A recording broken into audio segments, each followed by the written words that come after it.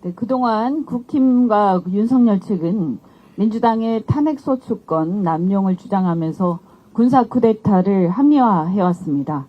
그런데 어제 헌재가 검사 탄핵을 기각하면서도 그 이유를 설시하는 가운데 전원일치로 그동안의 그 탄핵소추권 남용에 대한 국힘의 주장을 배척을 했습니다. 국회 탄핵소추안 의결 과정에서 필요한 법정 절차가 준수되고 피소추자의 헌법 내지 법률 위반 행위가 일정한 수준 이상 소명됐다. 이렇게 얘기를 했습니다. 그리고 국회 탄핵소추는 헌법 수호가 목적이고 이 탄핵소추권 남용으로 볼 수 없다라고 판시를 했습니다. 헌법재판소는 87년 민주화의 결과로 우리 대한민국의 좌우를 떠나서 전 정치권 그리고 사회가 합의한 그 87년 개정 헌법의 토대 위에서 설립된 기관입니다. 헌법재판소의 존재의 이의가 그 87년 헌법 개정의 정신, 그 중에서도 특히 구체적으로는 다시는 대한민국에서 군사 쿠데타란 있어서는 안 된다라는 국민적 합의, 사회적 합의를 담은 상징적인 기관입니다. 그런데 이번 윤석열 탄핵 사건은 군사 쿠데타를 지금 2024년 12월 군사 쿠데타를 일으켰던 것입니다. 그것도 굉장히 용의주도하게 모의해서 일으켰습니다. 이러한 87년 개정 헌법의 정신 그리고 헌법재판소의 존재 의의를 다시 한번 생각해서 헌법재판소는 조속히 헌정질서를 바로잡아 주시기 바랍니다. 검찰이 그 윤석열 구속 취소에 대한 즉시 항고 오늘이 마지막 시한입니다. 윤석열의 인권만 인권이 아닙니다. 오직 윤석열을 위한 구속 취소는 있을 수가 없습니다. 그것은 헌법상의 적법 절차와 평등권에 위배됩니다. 검찰의 주장대로 그 구속 취소가 타당한 것이었다면 거기에 해당하는 모든 피의자를 구속 취소해야 마땅하고 그에 대해서 지금까지 검찰이 했던 잘못된 구금에 대해서 일제히 배상 책임을 져야 할 것입니다.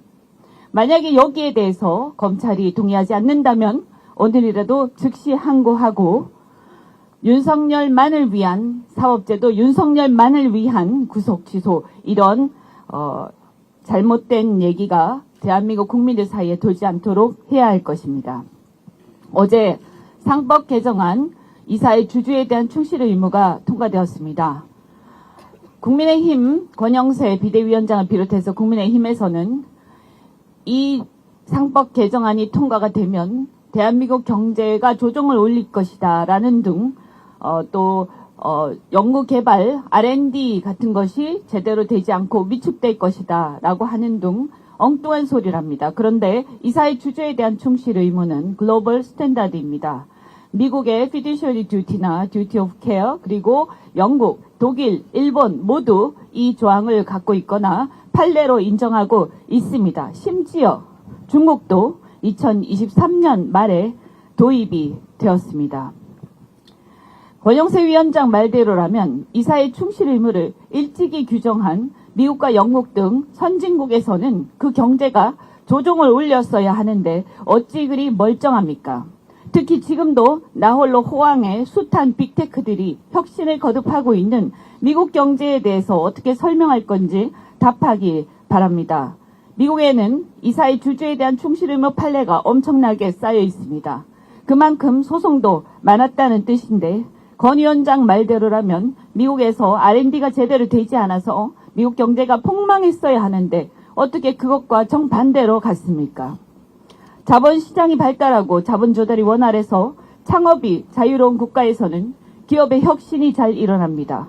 그만큼 기업가는 실패를 두려워 않고 끊임없이 도전할 수 있기 때문입니다. 그런데 이 사회가 대주주 혹은 오너 이익을 위해 나머지 주주들의 이익을 침해하거나 투명하게 알려주지 않아서 주주들의 뒤통수를 치는 이런 과정들이 반복되고 그 과정에서 이사들마저 침묵한다면 누가 자본 조달에 참여하겠습니까? 자본시장의 투명성과 공정성이야말로 자본시장을 통한 자본 조달, 그리고 기업과의 혁신을 유도해서 경제 성장의 동력이 되는 것입니다.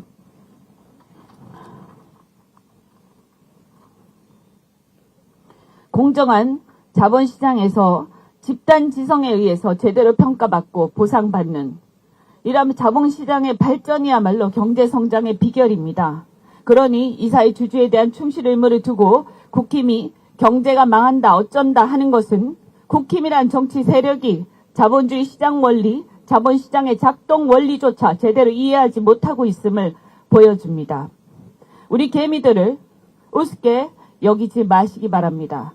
집단지성을 우습게 여기지 마십시오. 급할 때 그들의 돈만 받아서 이용하고 뒤통수 때리지 않도록 상법 개정을 통해서 자본시장을 투명하고 공정하게 발전시켜야 할 것입니다. 국민의힘은 다시 한번 자본시장의 작동 원리에 대해서 공부를 하시기 바랍니다. 이상입니다.